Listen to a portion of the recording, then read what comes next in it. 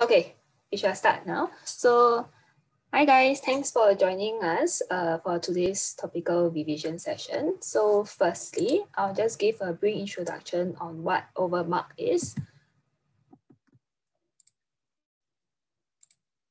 Okay, so basically overmark consists of both the O-level team and the A-level team. So all of us have very strong expertise in all our subjects, and all of us just hope to help all of you students through your education years. Yeah, and and we are all a team of very young tutors, so we can totally relate to how the students are like in today's in your school time. Yeah, so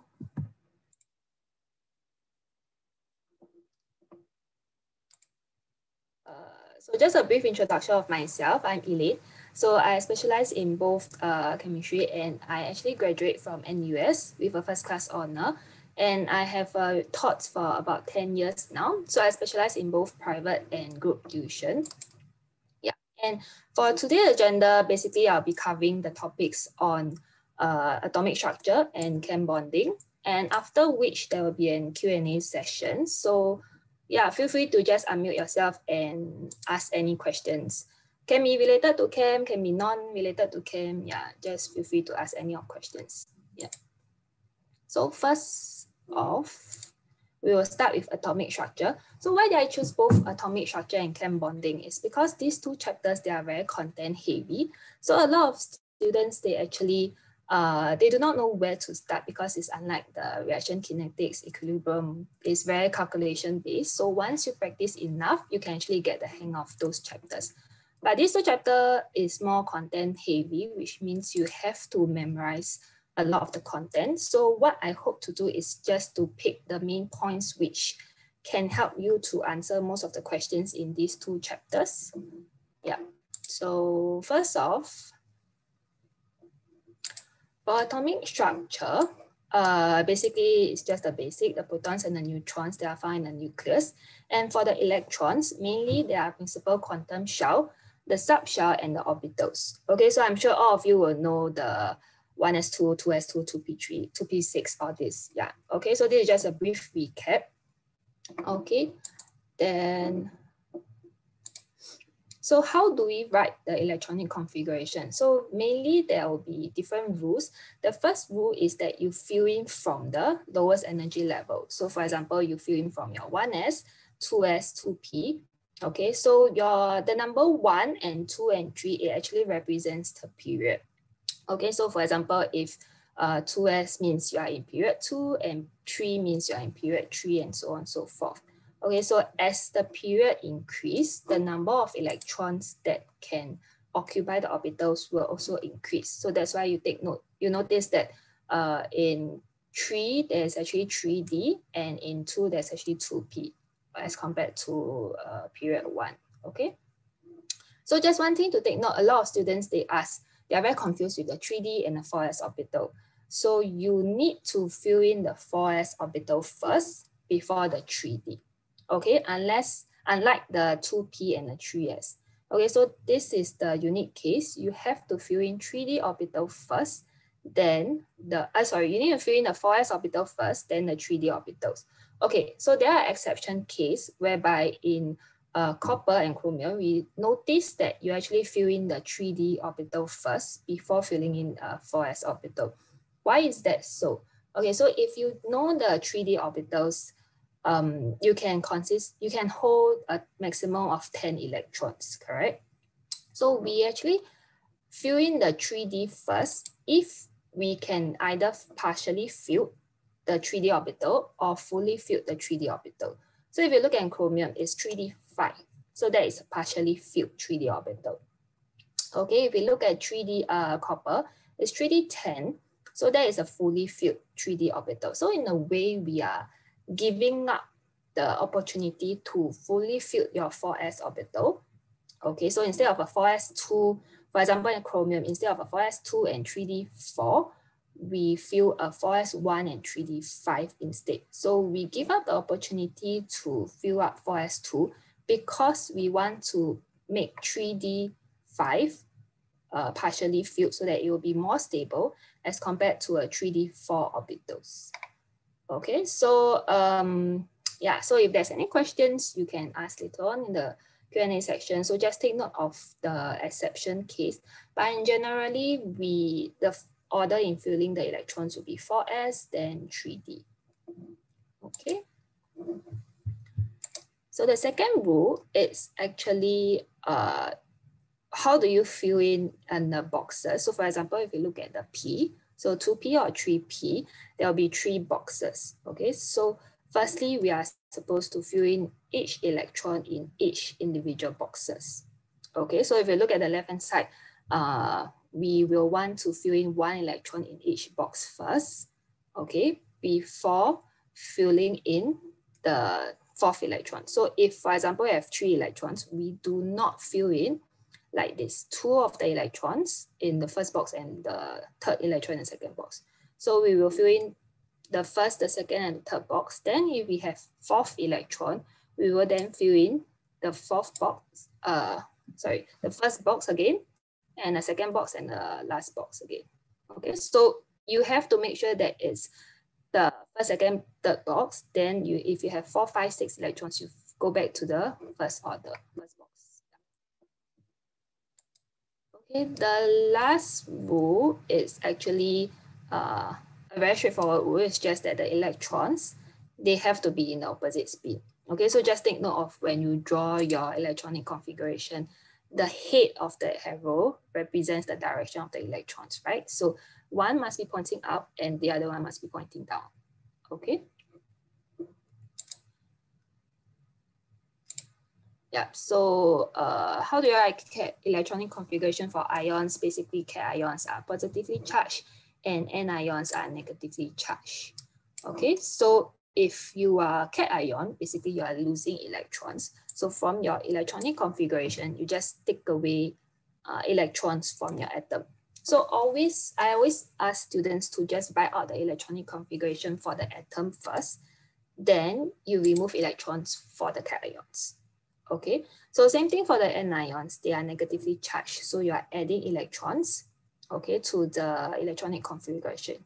So write out the electronic configuration for your atoms, then subsequently you fill in the electrons that are required to form your respective anions. Okay. Okay, so next we'll be talking about ionization energy. So ionization energy, I'm sure all of you will know that it's the amount of energy required to remove the electrons. Okay, so the general trend across the period, okay, so a period will be the horizontal one. So if you go across the period, the general trend for your IE, it actually increase. Okay, so the general trend, if you go down the group, it actually decrease. Okay, so what are the factors that affect your IE? Basically, there are 3 factors. The first factor is your effective nuclear charge.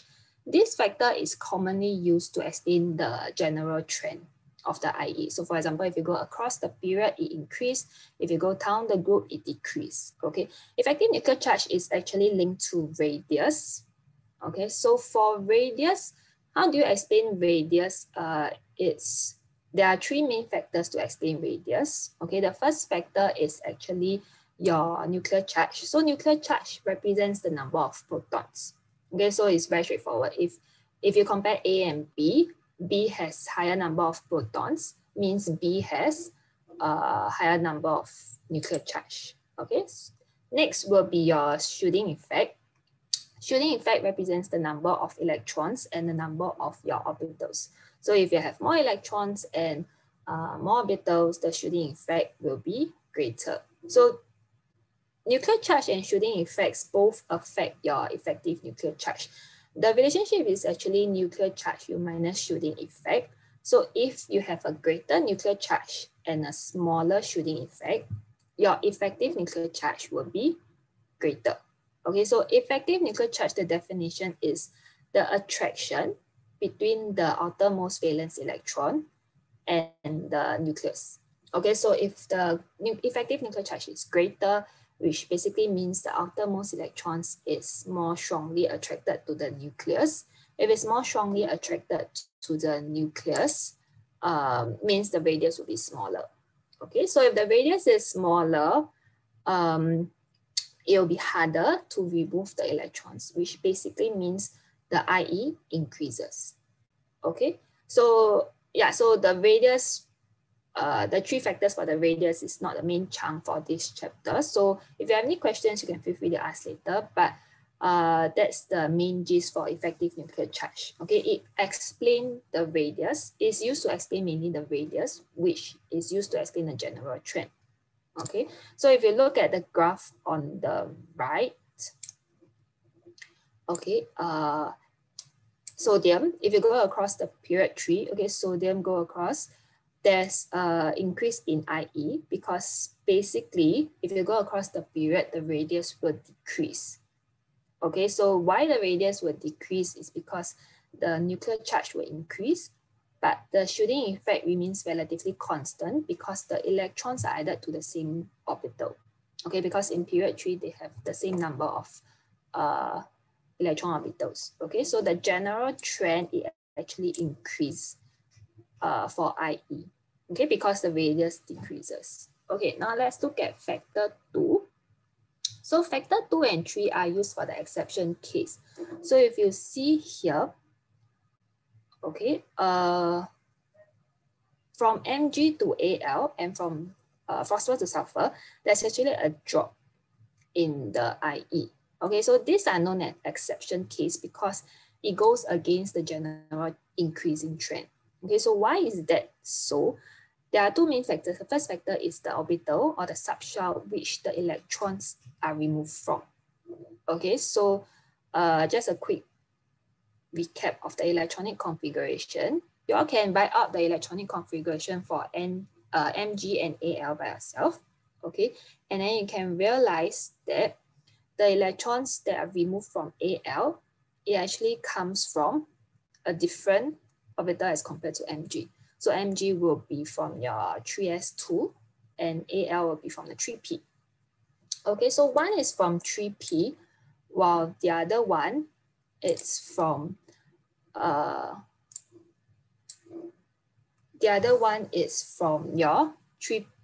one is from 3s orbital and one is from the 3b orbitals. Okay, so the 3b orbital will be further away, okay, further away from the nucleus. That's why it's less strongly attracted. Okay, so if it's less strongly attracted, okay, it will be easier to remove. That's why Al has a lower IE as compared to Mg. Okay, because the electrons that are removing from Al is from a 3p orbital, the electrons that are removing from your Mg is from the 3s orbital.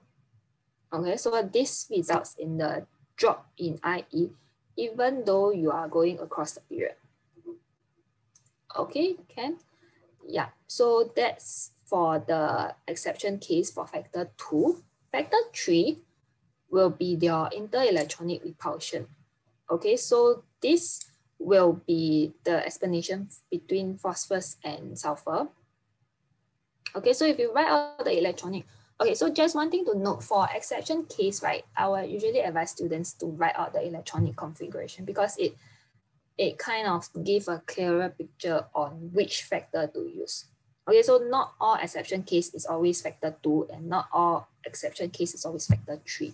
So if you write out the electronic configuration for phosphorus and sulfur, you realize that phosphorus is actually from 3p3. Okay, so this is 3p3, and then sulfur is actually from 3p4. Okay, so for sulfur, which removes from 3p4, okay, there is actually such a thing as, because 2 electrons are within the same box, so the electrons will actually encounter E2E repulsion, which is interelectronic repulsion. Okay, so because of the repulsion, it will be easier to remove the electrons as compared to one that is without an E2E repulsion.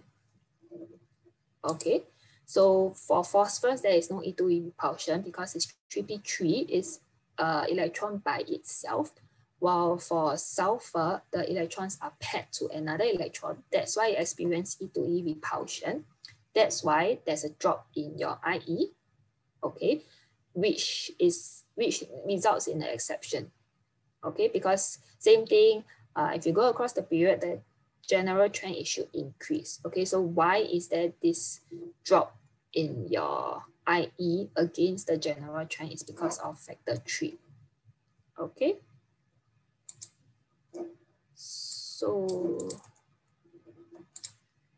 yeah, so that's the main thing for the explanation for IE. So how do we interpret IE data? So I'm sure a lot of you will have seen this kind of graph in the practice paper. So if you look at the left graph, okay, this graph, it shows the electrons removing from a same atom. Okay, so it's from the same atom. Okay, so we start from the first electron. So this is the outermost electron. Okay, then you realize that there's a big jump here. So there's a big jump here, which means the electrons are removed from the inner orbital. Okay, so as you can see from here, this is actually from 3s1. Okay, then this will be from your 2p. Okay, 2p. Okay, then you notice that there's actually another small jump here. Why is there a small jump here? It's because these electrons here, they are removing from the 2p orbitals. Okay, whereas the electrons here, they are removing from the 2s orbital. So even though they are in the same valence shell, because they are removing from different orbitals, it will actually result in a small jump. So, but because they are still within the same valence shell, the jump between 2p and 2s is still smaller as compared to the jump from the third shell to the second shell. Okay, so same thing, there's a big jump here. So because I'm removing from the second shell, and this is the first shell, so because I'm removing from another shell, the big jump here is bigger, okay, it's more significant as compared to the small jump between the 2p and the 2s within the same shell. Okay, so just to take note, within the same shell, but from different orbitals, you will still have a small jump. Okay, but the small jump is insignificant, is smaller as compared to the jump between different shells. Okay, and so this is a graph of how you would draw your IE for an atom. Okay, so usually this kind of graph, they will test for the group. So they will usually ask you, identify the group which the atom belongs to. Okay, so basically how do you identify is you look at the number of electrons before the big jump. Okay, so in this case, it will be just one electron. So for this case, it will be in group 1. Okay, because I only have one valence electron. Okay, and so for this, and then how do you see which period, right? The number of period actually depends on the number of big jump. So one shell will have, okay, between different shell, there will be a big jump. So you can compare. So this is one shell, okay? Then you identify the big jump is here. So this 8 electrons belong to one shell. And then the last 2 electrons belong to another shell. So basically it will have 3 shells. So if you are in 3 shells and you are in group 1, 3 shells means you are in period 3, right? So if you are 3 shells and you are group 1, you'll be able to identify the identity of the atom for this graph, okay, for this particular one. Okay, so we look at the one on the right side. Okay, so for identity of the atom, the question can actually gives you either all of the electrons that are removed or not all of the electrons. So mainly so if let's say I have 18 electrons, the question might only plot the first 8 electrons. So in that case, right, you will not be able to identify the identity, but you will still be able to tell the group which the atom belongs to. Okay. Okay, so you look at the graph on the right side. Okay, so if you see here, there's a small jump, right? From 5 and 6, and a big jump between 7 and 8. So this big jump, most likely is you go inside the inner shell. Okay, so from 1 to, this is most likely within the same electron shell. Okay, but different orbital. Okay, different subshell. Okay, so this small jump again, so this small jump is within the same shell, same content shell, okay, but different subshell. So for example, P and S, okay, and then so most likely this is S because S has 2 electrons, right? So after you 2 electrons, then there's a big jump which you go into the inner electron shell. Okay, so this will all belongs to the first electron shell, and this will belongs to the second electron shell.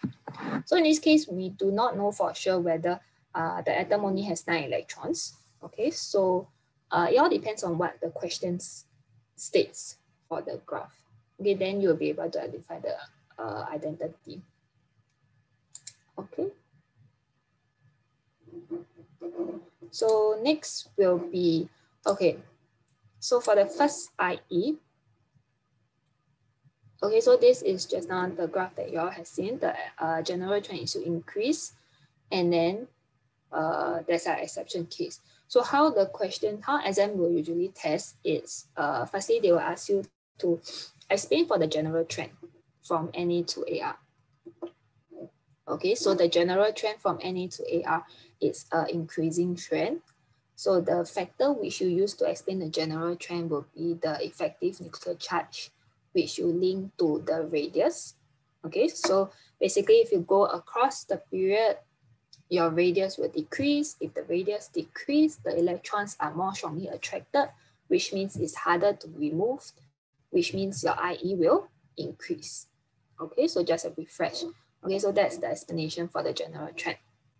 Okay, then usually the question will also ask you to explain the exception trend from Mg to Al and from P to S.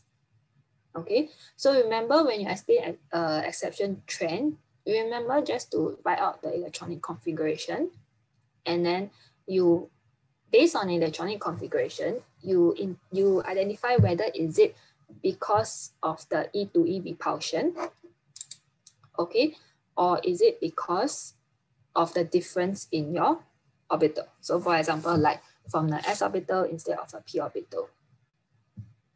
Okay, so always just write out, quickly write out the electronic configuration for your own self-check. Because if you never write out, you might use the E to E repulsion explanation for the Mg and Al, which is wrong lah.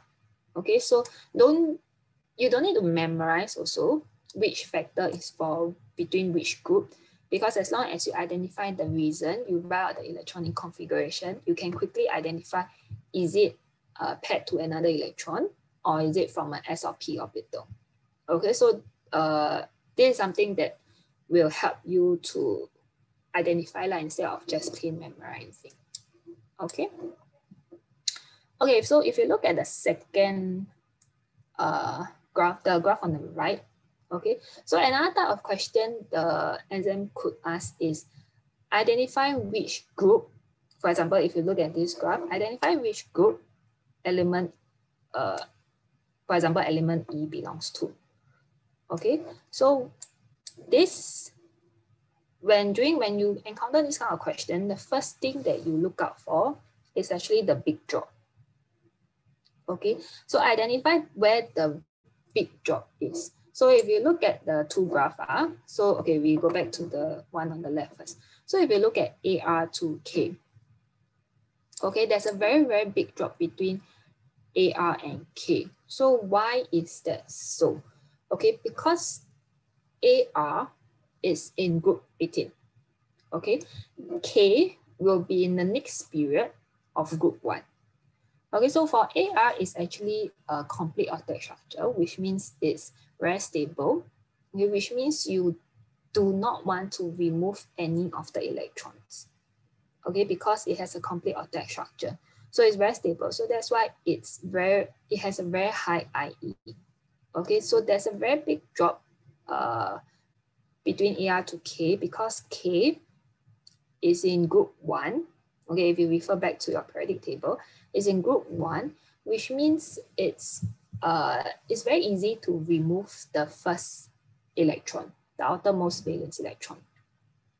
Okay, so this is how you, so if I don't give you the identity of the atom, okay, if I remove the identity of the elements, how do you know what's the identity? Okay, you figure out where is the big jump first. Okay, so the big jump is usually between a complete octet structure and the first and the group 1, for example. Okay, but just take note, this only applies, right, if it's the first IE. Okay, so if we look at the graph on the right, the axis is second IE.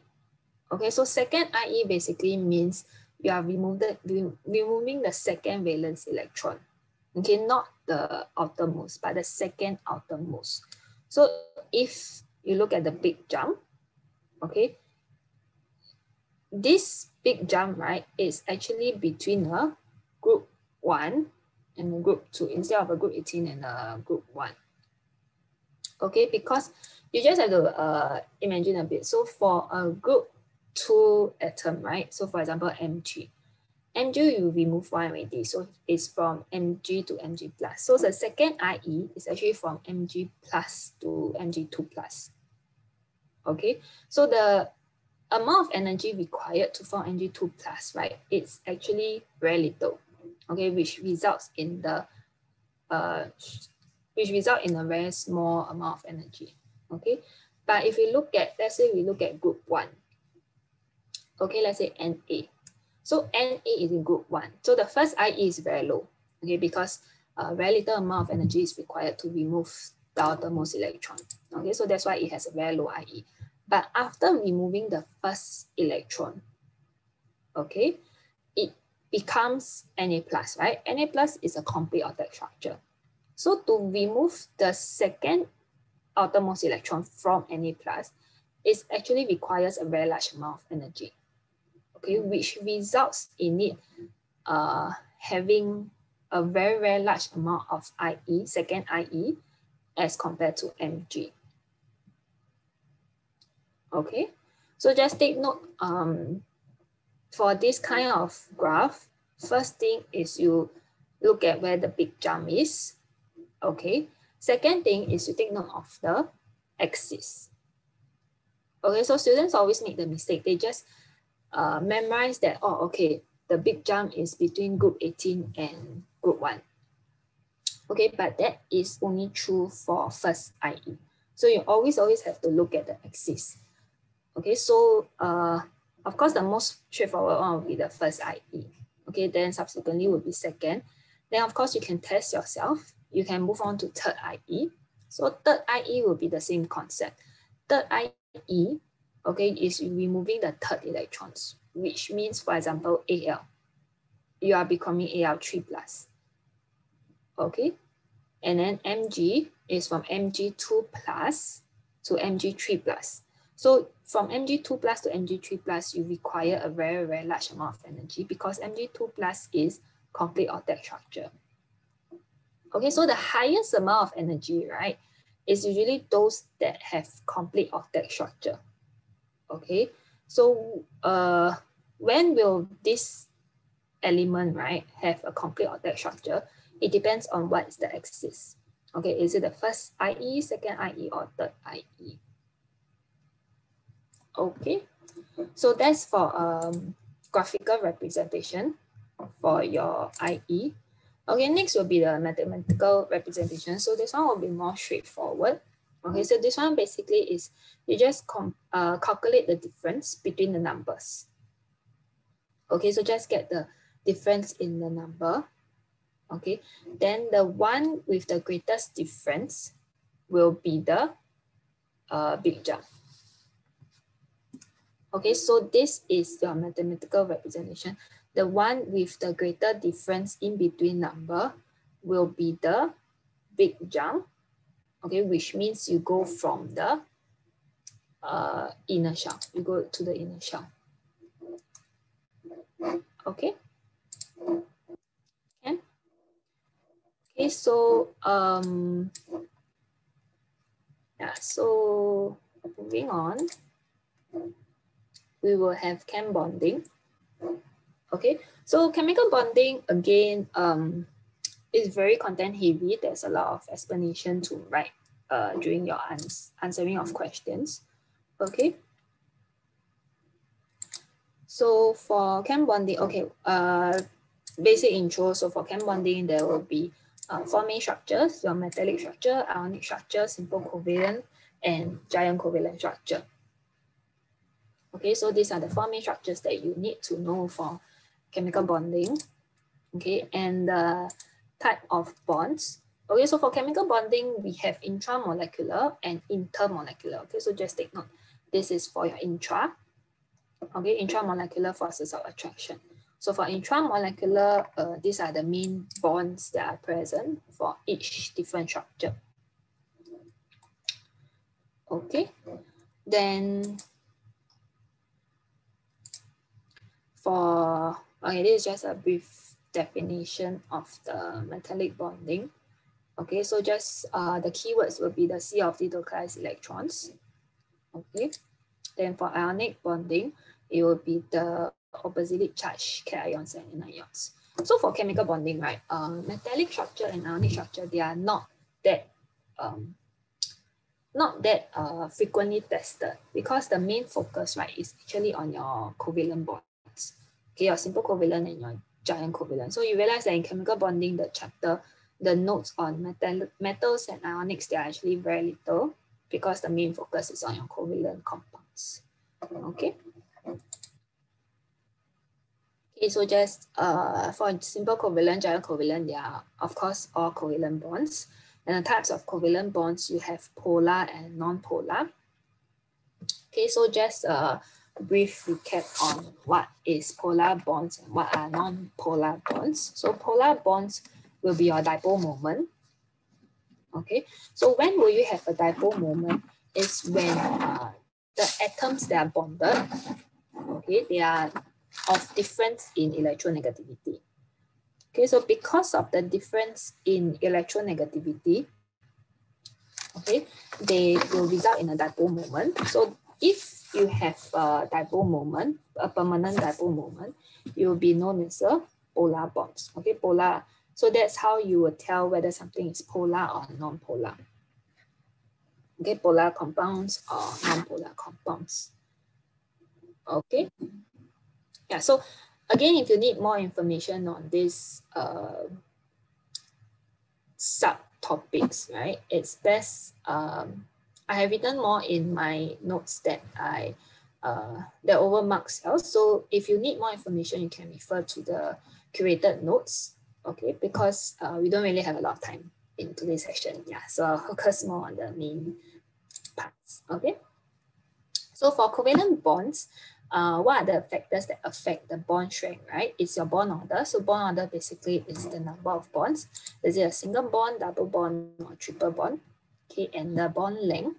Okay, so bond length again, how do you know whether something is a longer bond length or the shorter bond length?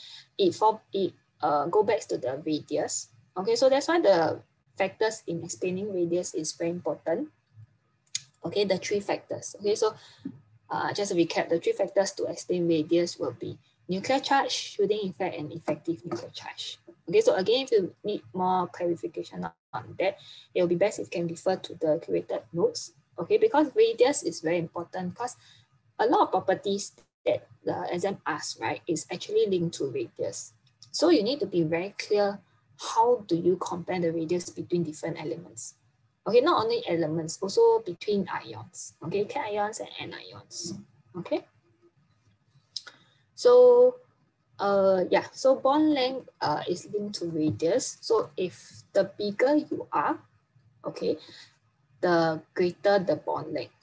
Okay, so if the bond length is greater, means the bond strength will be weaker. Okay, so this is just a very brief touch on this content. Okay, so next moving on will be the more commonly tested part, which is your inter. Okay, so intermolecular forces of attraction. So just take note, intermolecular forces of attraction is a forces of attraction between molecules. Okay, intra is within a molecule. Okay, so just students always confuse inter and intra. Okay, so you always have to ask yourself, is the question asking about intra or inter forces of attraction? Okay, so again, the types of forces of attraction, you realize that in 1 to 4, right? Metals, ions, and giant covalent, inter and intra, right? They are the same. Okay, so that's why students always think that intra and inter, they are the same, because the inter and intra for metals, ions, and giant covalent, they are the same. The only exception, right, is number 3, your simple covalent structures. Okay, so for your inter, it's actually IDID, PDPD, and H bonding.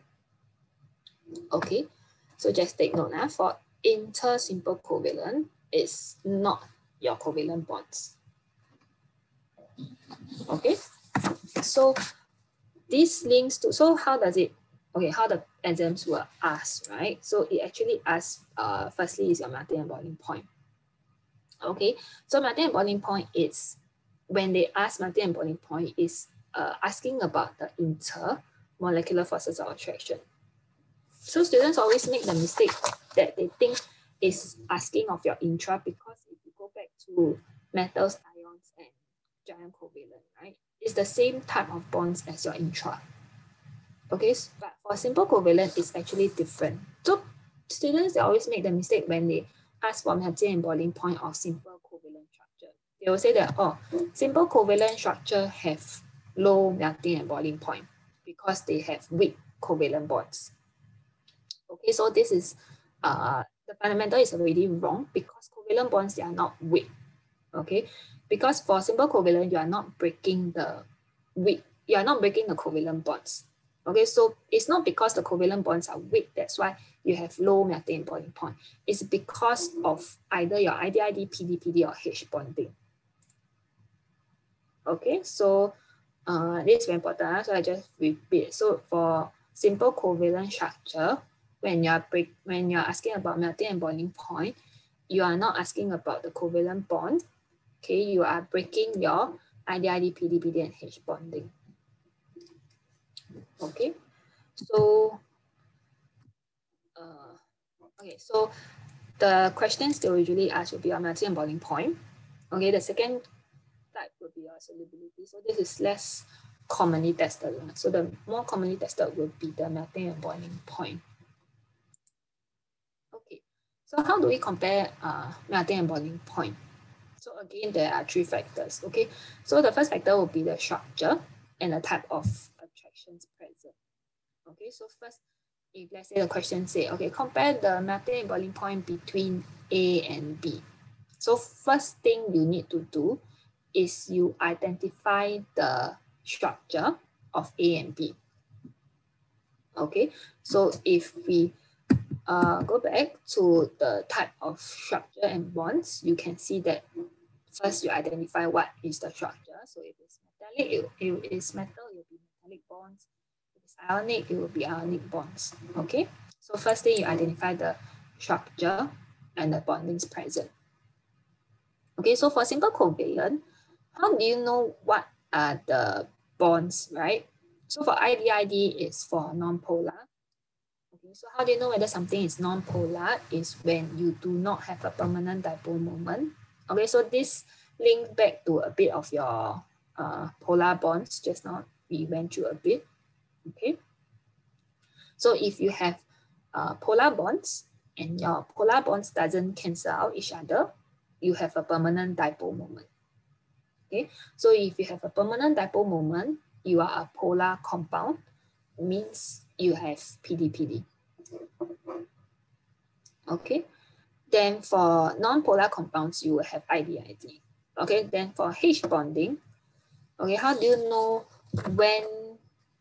So again, how do you know whether you have H bonding? It's fallbacks to two main criteria. First, you need to have a H atom that is bonded to FON. Okay, so the second criteria is your FON need to have a lone pair of electrons. Okay, so how do you know whether you have H bonding is when first you have a H atom that is bonded to FON, or your FON has a lone pair of electrons. Okay. So first thing is to identify the structure and the type of bonding. So if they are both of the same structure and bonding, then we usually move on to factor 2 and factor 3.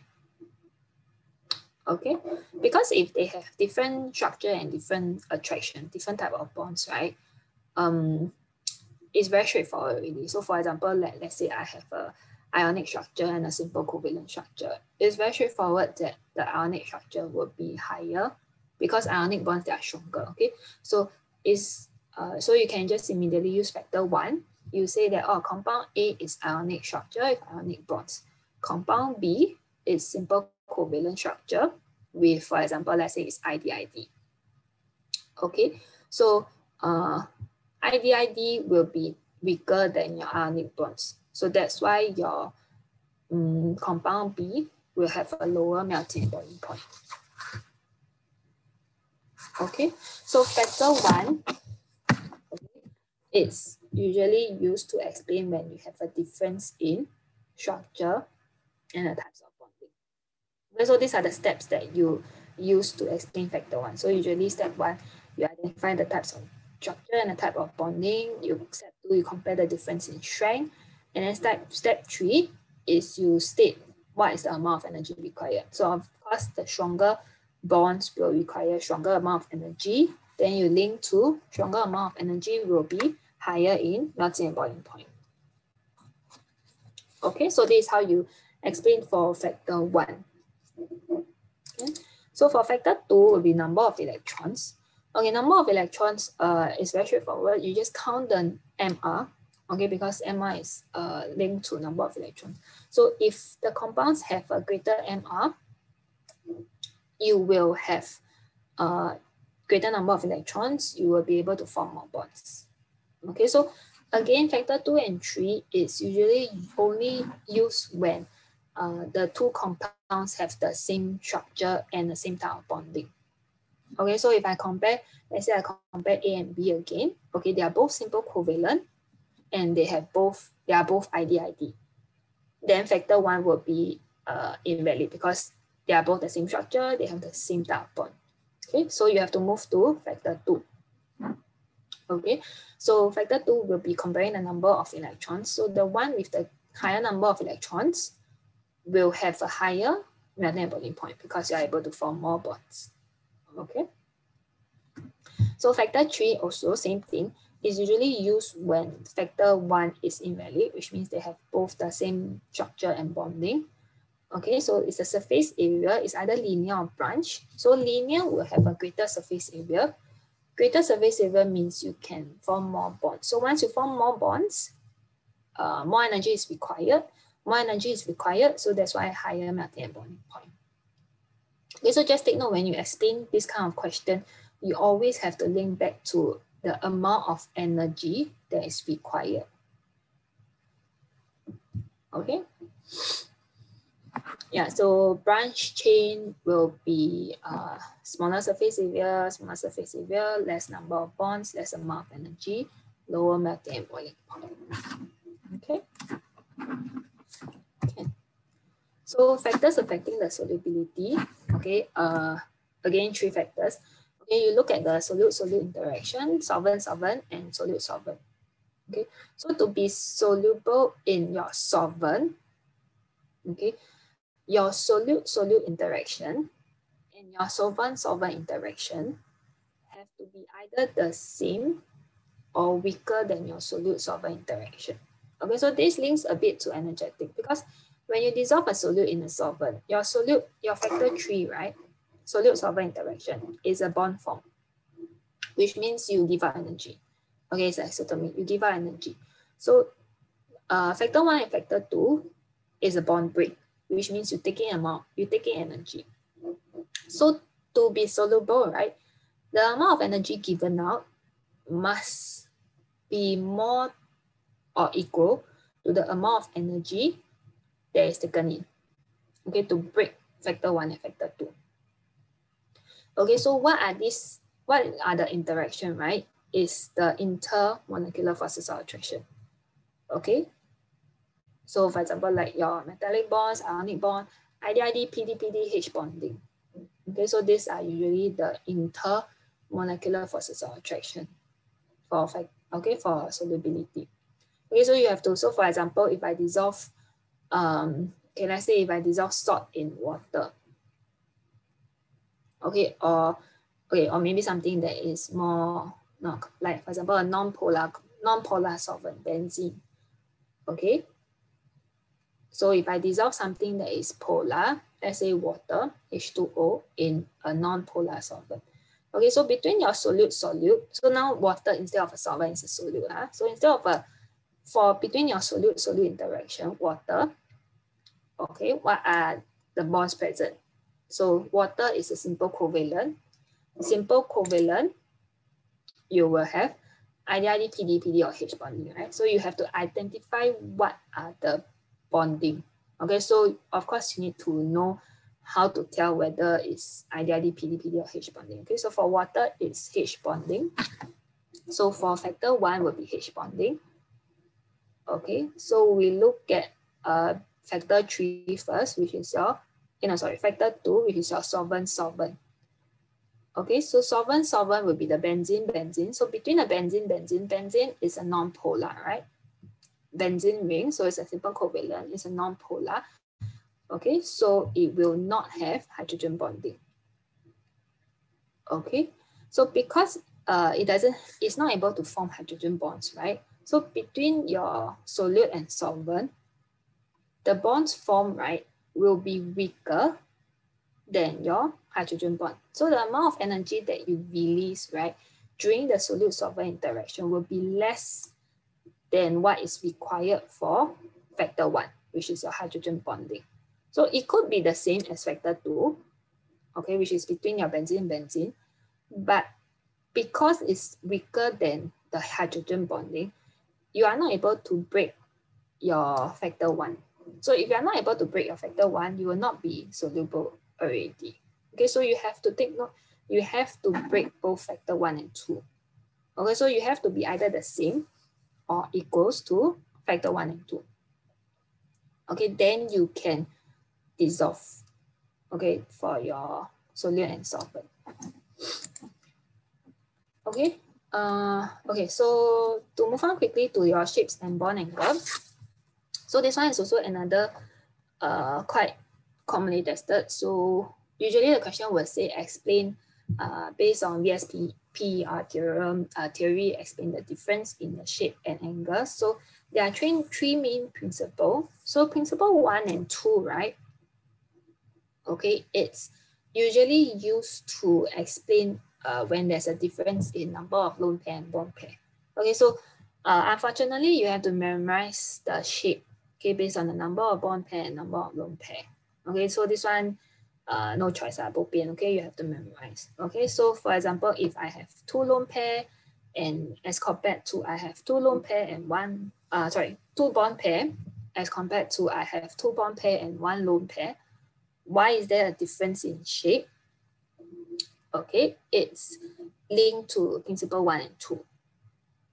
Okay, so that is when you have different number of lone pair, different number of bond pair.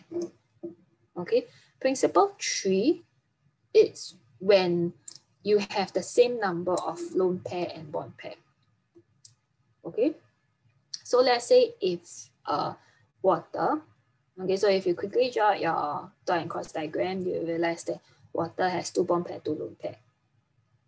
Okay, so if you compare 2 lone pair, 2 bond pair, and you compare with another compound that has also 2 lone pair, 2 bond pair, okay, then the question says, okay, why is there a difference in the shape and bond angle? Then you cannot use principle 1 and 2 because they both have the same number of lone pair and bond pair. So why is there's still a difference, right? It's because of the difference in your electronegativity. Okay, so either of the central atom, or it could also be of the surrounding atom. Okay, so if you compare water, let's say the central atom is oxygen. Okay, so if oxygen compared to another compound with difference in electronegativity, the higher in electronegativity, the higher they will attract the electrons to the central atom. Okay, so if I attract the electrons nearer to the central atom, which means the electrons in the bond pair, right, they are nearer together. So if they are nearer together, they will tend to repel further away from one another. Okay, so that's why the bond angle will be greater. Okay, so if the electronegativity is higher, so again, if there's an increase in the electronegativity, okay, there will be a greater repulsion between the bond pairs.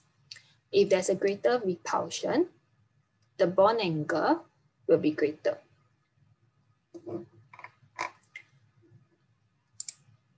Okay. Okay, so yeah, so this is just a very, very brief introduction of the difference in different shape and different bond angle. Okay, so more details will of course be in the curated note. So if you are interested, you can also refer to that. Okay, so okay. So next we will do some practice question. Okay, I'll also have a quick break here lah. Okay, let's have just a 7 minutes break. Yeah. Okay, we'll come back at 4. Okay, and I'll go through the practice question with you guys. Okay, and meanwhile, if you have any questions, you can also type in the chat box lah, and then we'll go through that also. Okay, and you can practice, you can try out the practice question on the screen. Okay, so just have a quick break and yeah, we'll come back at 4 again. Okay.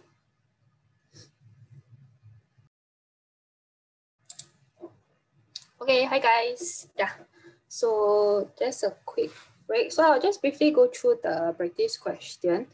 Okay, yeah, the slides have also been sent in the Telegram group. So yeah, so the answers for the questions will also be there. So if you have any questions, you can also feel free to ask in the Telegram chat group. Yeah, so for these 3 questions, I'll go through with you.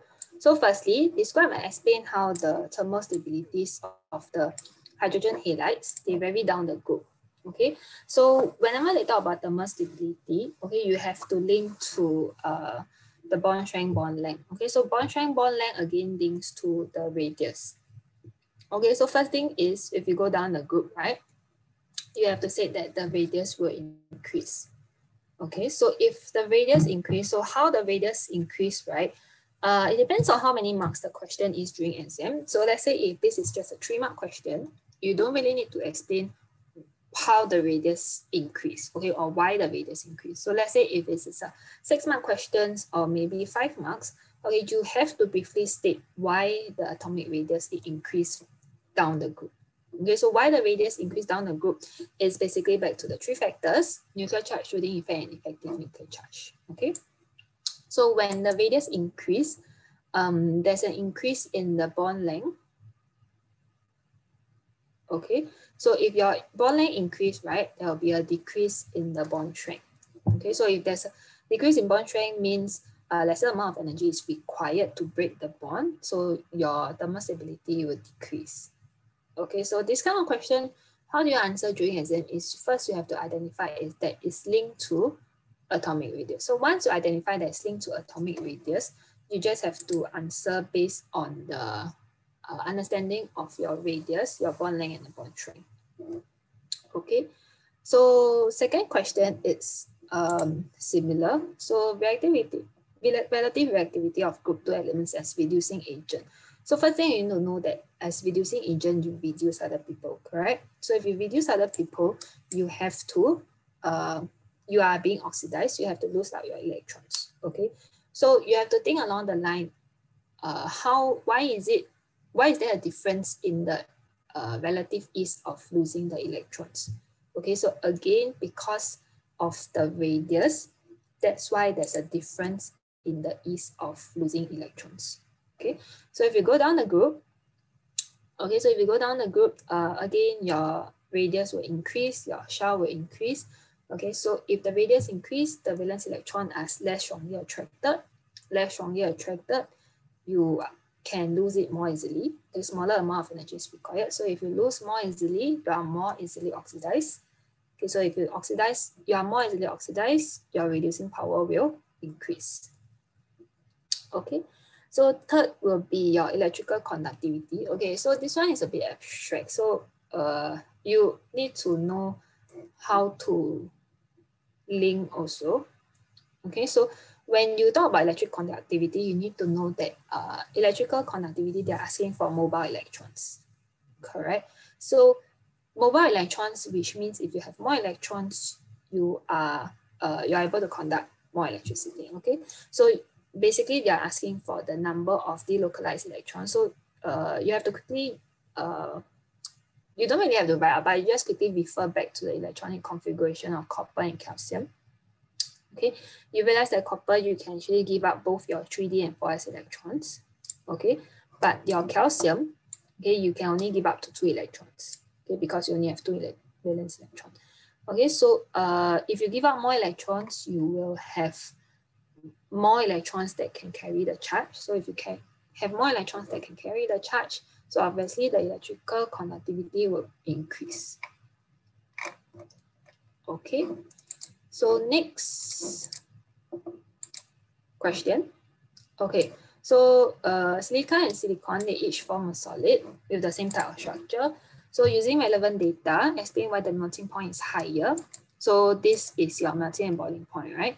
So first thing is you have to identify the structure. So you realize that silica and silicon, okay, they have a giant molecular structure. So what is the bonds that what is the intermolecular forces of attraction that you break for silica and silicon for giant molecular will be actually the covalent bond. Okay, so the question also says that you have to quote data from the data booklet, right? So the data which you use would be actually be the bond energy values. Okay, so the bond energy, by quoting the values, you will realize that your SiO is actually higher. Okay, so why is SiO higher? Okay, because the overlapping of the orbitals, right, is less effective in your silicon-silicon. Okay, so why is there less effective in overlapping? Again, it links to the radius.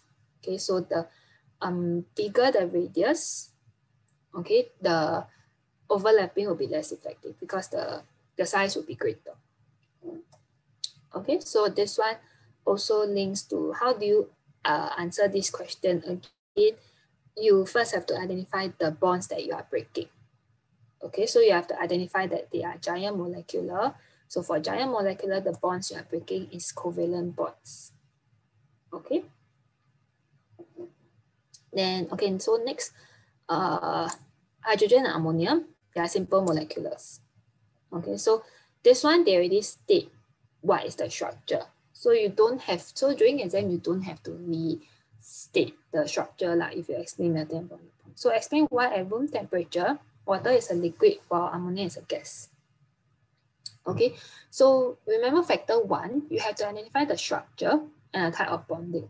So the question identified the structure, but the question didn't identify the type of bonding. So you have to identify the type of bonding first. So if you look at water and ammonium, they both can form H bonding.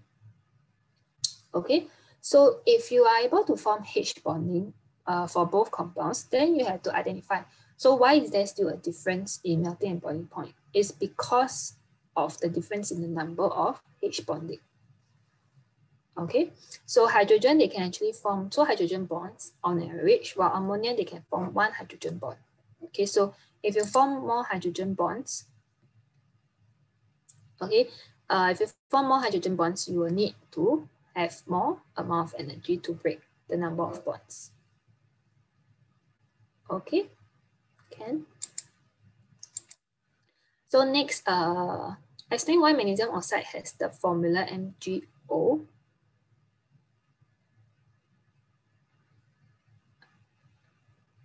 Coach and not,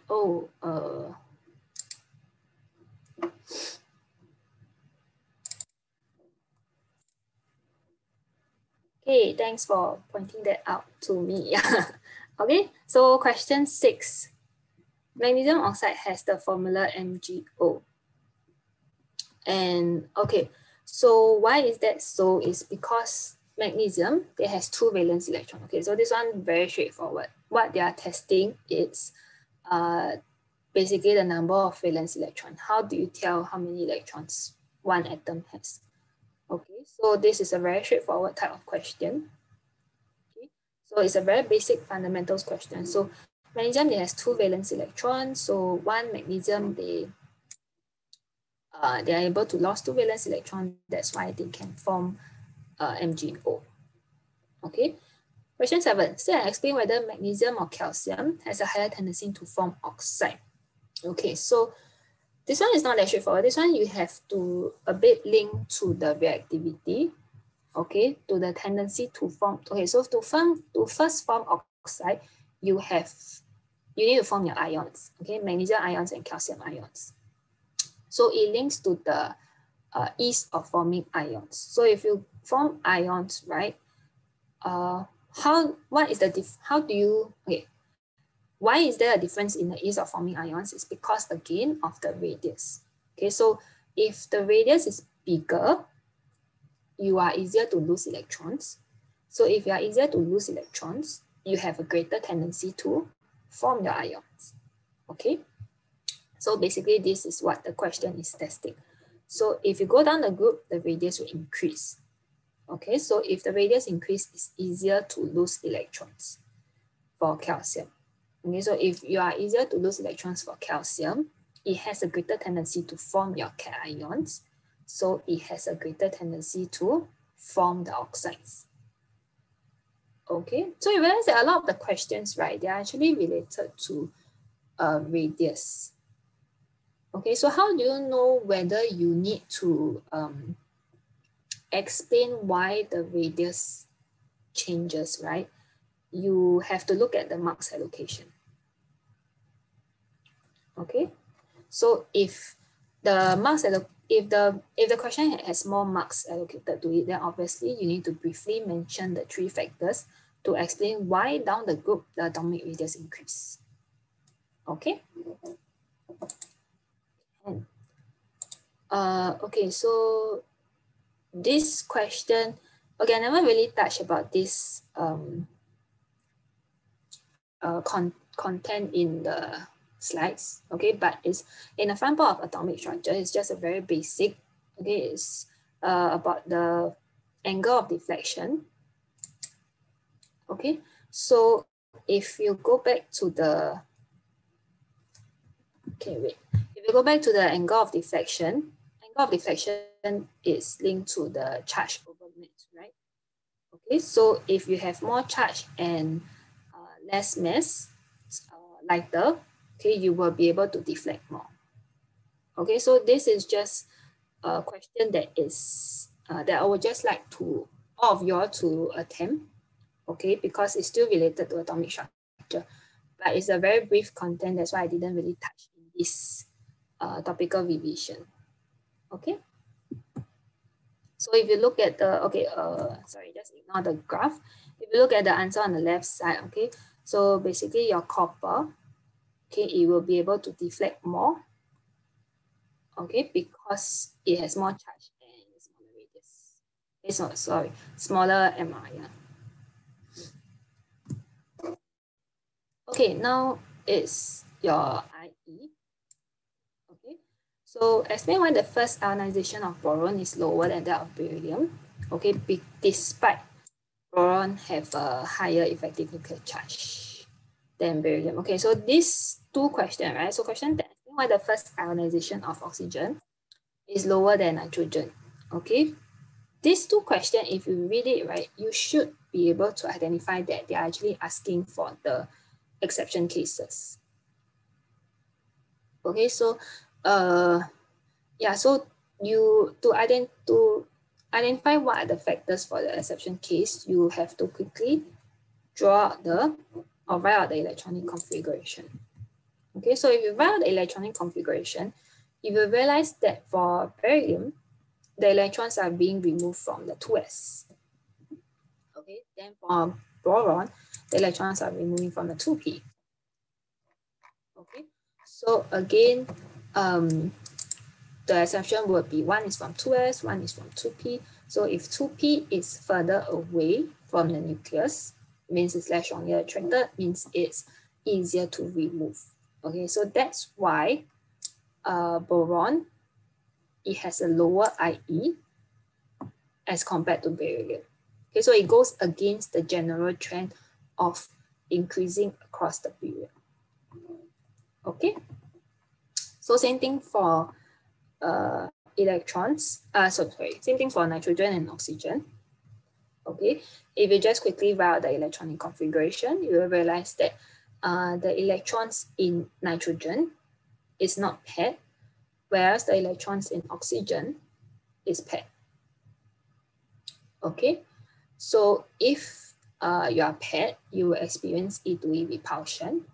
Okay, so it's easier to remove the electrons from O as compared to nitrogen. Okay, so again, this goes against the trend of the general increase in IE across the period. Okay. Yeah, so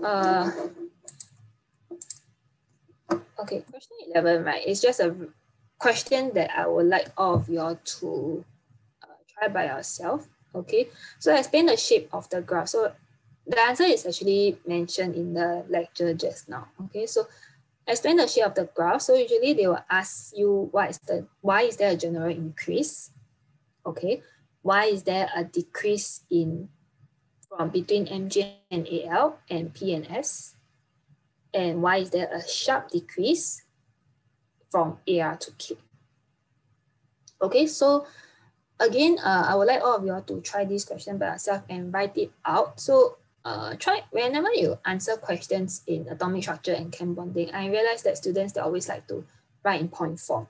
Okay, because they think that, oh, okay, actually, I kind of know the answer. So to save time, I just write in point form. But that's not very advisable because it will always be better to write out in full answers to really try how you would write it out during the exam. Because in exam, of course, you cannot write in point form, right? So it's always best to just write out in full sentences. Okay, and then sometimes you might realize that when you write out in point form, you can actually do it. But when you try to phrase it in the full sentence, right, you might not be able to phrase it like what you want to mean as how you want to mean it. Okay, so sometimes it's always better to just write in full sentences rather than in point form. Okay, yeah, so this is just a very small teaser homework for you guys to try. Okay, and of course, those that will be joining me in the crash course will be going through more in depth with this chapter. Okay, so I have about 15 more minutes. Okay, I'll just answer okay, so this is okay, I'll come back. I'll just answer the question that some of you posted in the chat. Okay, and if you have any questions, you can also post in the chat, or just, if you like, you can also unmute and voice it out. Okay. Okay, the first one. How is the bond energy related to the overlapping of orbitals? Okay, so if the orbitals overlap more effectively, Okay, so if the orbitals are smaller, they will overlap more effectively. If they overlap more effectively, basically it means that the bond length will be shorter. Okay, so the bond length, you can imagine the bond length is between the center of the atom to the center of the next atom. Okay, so if they overlap more effectively, which means the distance between the center of the atom to the center of the other atom, the neighboring atom, is smaller. Okay, it's shorter, which means the distance of the bond length, right, will be shorter. Okay, if the bond length is shorter, which means you will require a greater amount of energy to break the bond. Okay, because the electrons, right, they are now more strongly attracted to the nucleus because the distance between the electrons and the nucleus is shorter. Okay, so they are more strongly attracted. So if they are more strongly attracted, okay, the bond energy, it will increase. Okay, so this is how you link bond energy to the overlapping of orbitals. Okay, so how do you link bond energy? How do you link overlapping of, how do you know how much you overlap, right? You have to link to the radius. Okay, so the greater the radius, the higher tendency for it to overlap will be less effective. Okay, so greater radius, less effective overlapping means your bond length will be longer, means the bond energy will be weaker. Okay. Next, how do we derive how many bond pair and lone pair are there? Okay, so how do you know how many bond pair and lone pair? This one is linked to the dot and cross diagram. Okay, so dot and cross diagram, you have to draw the dot and cross diagram. Then of course you count the number of electrons. Okay, the bonded one will be the number of bond pairs. The unbonded one will be the lone pairs. Okay, so this one is how do you tell, right? Is you have to draw out your dot and cross diagram. Okay. Okay, the slides are. What is the interaction between water and benzene? Okay, so this one is linked to your solubility. So solubility interaction is always the intermolecular forces of attraction, correct? So intermolecular forces of attraction, you have to know what is the compound first. So for water, it's a polar compound. Okay, for benzene, it's a non-polar compound. So for interactions between water and benzene, right, between a polar and a non-polar compound, it's usually just IDIT. Okay, so for between polar and polar, it will be PD-PD. Then if you are able to form H bonding, if you are able to form H bonding between one another, then between each other, you can form hydrogen bonds. Okay, so how do you tell what is the interaction first? First, you have to know what is the type of structure the compound is. Okay, so for example, if you are ionic compound, you can form ionic interaction. Okay. How do you know when an element has the octet structure? Do you mean how do you know when an element has complete octet structure? Okay, complete octet structure is when your outermost valence electron shell is fully filled. Okay, which means you do not want to, you are very, very stable. You do not want to take in or remove electrons. Okay, so how do you know, right? You can either just write out the electronic configuration. Okay, if you have the complete electrons that are completely filled in the boxes, right? Then you will be a complete octet structure. Okay, so that is how you can tell how do you know whether something is complete or not. Okay, yeah, okay. Okay, wait, let me see. What is the difference between, okay, so what is the difference between Oh, okay. This one is a very common question. So people usually ask what's the difference between an orbital and a subshell, or maybe an electron shell and a subshell.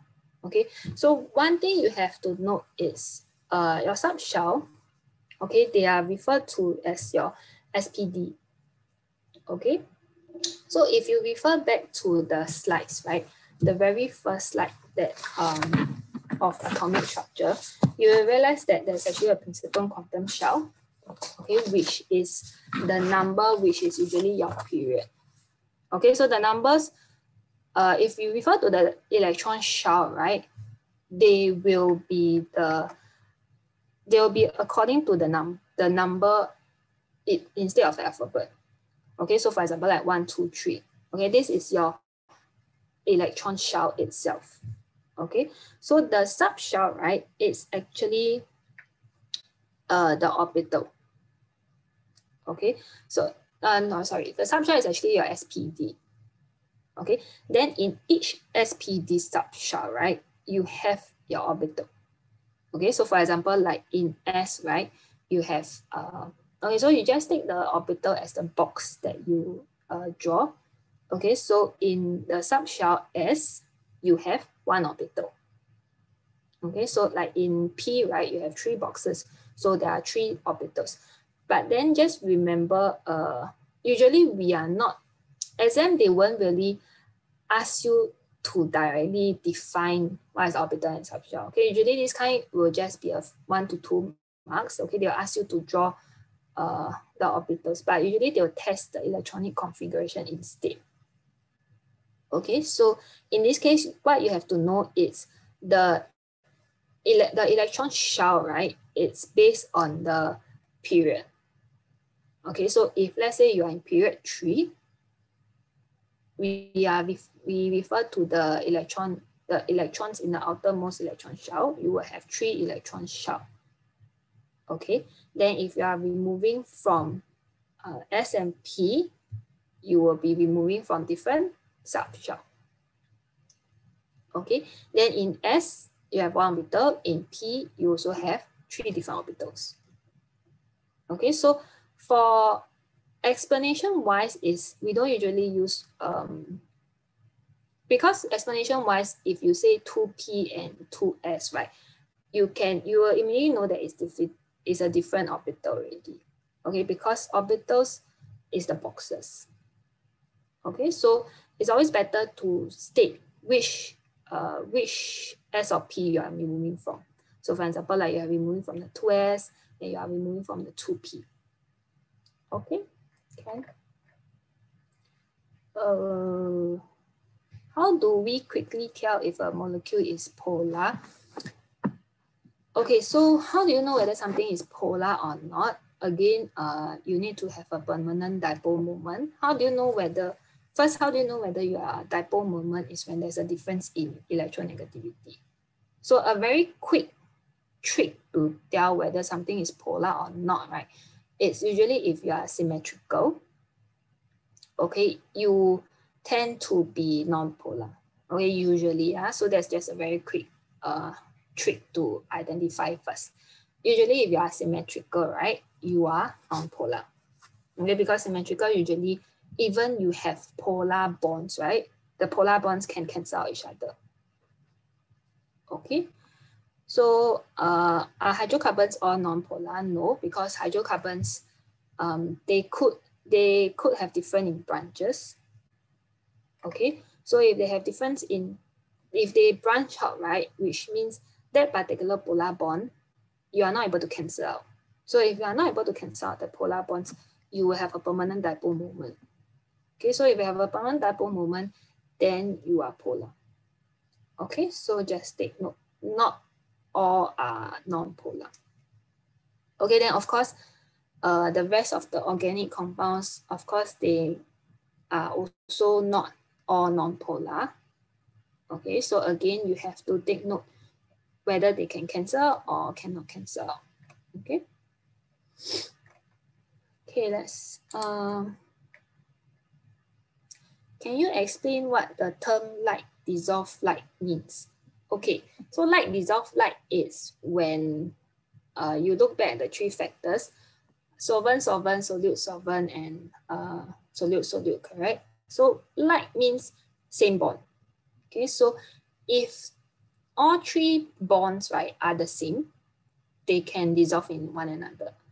Okay, so for example, like let's say solvent, solvent is a hydrogen bond. Okay, solute, solute is also a hydrogen bond. Then solute, solvent is also a hydrogen bond, which means they are all the same. Okay, then they can dissolve together because they are all the same. So your light dissolved light means basically means, right, is same type of bonding or stronger type of bonding. You dissolve in stronger type of, the same type of bonding. Okay. How do you identify solute and solvent? So again, how do you identify the interaction? You have to see what is the structure of the compound. Okay, so just now I identify water. Okay, so water, you have to first identify that it's a simple covalent structure that has H bonding. Okay, so if I dissolve in benzene, then you identify benzene. Then you ask yourself, benzene is a simple covalent structure, but can benzene form H bonding? Cannot, right? So if you cannot form H bonding, then you have to ask yourself, what can benzene form? Okay, what are the types of bond? Inter. So remember, when you dissolve something, it's always intermolecular forces of attraction, not intra. Okay, it's your intermolecular forces. So that's how you identify. First, you identify the structure, then you check what type of bonds the structure could have. So just now, the first few slides we mentioned. So for example, metallic structure, you can have metallic bonds, ionic bonds. Simple covalent, you can have either ID, PD, PD, or H bonding. Okay, so that's how you identify the interactions. Okay, so yeah, so I would just like to share a few things that are upcoming. Yeah, so unfortunately, I cannot answer all of your questions. So if you have any more burning questions, right, you can actually just WhatsApp me or text me. Yeah, I would like to share what Overmark will be doing in the next few weeks. Yeah, so just a brief recap. So personally, I do private tuition also. So if you are keen to have one-to-one lessons, you can contact me. And also we conduct crash courses. Okay, so those that attend our crash course, right, you can actually receive a copy of the curated notes, okay, which are worth there'll be different modules. So if you can see here, okay, in H2 we have 3 modules. Okay, so for J1 people, right, if you want to prepare for your promos, you can attend module 1. Okay, but yeah, but I think October, I'm not sure. Most of you, the promos might be soon. Yeah. So yeah, if you just want to refresh or recap for your promos, you can attend module 1. Then for most of us, which are taking the A levels, yeah, you can choose which module to attend. Okay, so the chapters are there. We'll be focusing on these chapters for these different modules. Okay, the pricing is also there. So if you join our crash course, you will receive the copy of the curated notes. Okay, so if let's say you join module 2, you will receive a free copy of module 2 curated notes. Okay, so if you join all of them, then of course you will receive all of the curated notes for all of the modules lah. Okay, so the pricing is there, so you can take a look. You can register the interest for the crash course on our website, okay, if you are keen. Okay, so for curated notes, besides chemistry, we also have for physics, math, and econs. Okay, so you can also order through the link that we'll send out soon. Yeah. Okay, so that's it for today's session. Yeah, so thank you for joining me. Yeah, so if there's any burning questions that I have yet to answer or anything, you can just drop me a text or in the Telegram group. Okay, or just PM me. Yes. Okay, thank you guys. Okay, bye.